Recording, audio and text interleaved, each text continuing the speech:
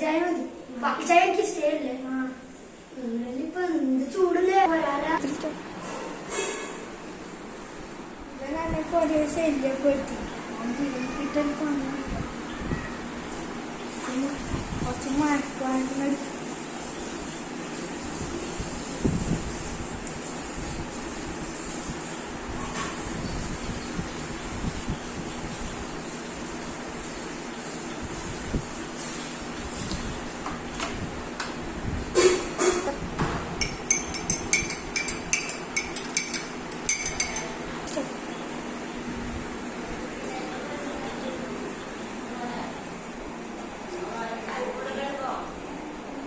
മതി.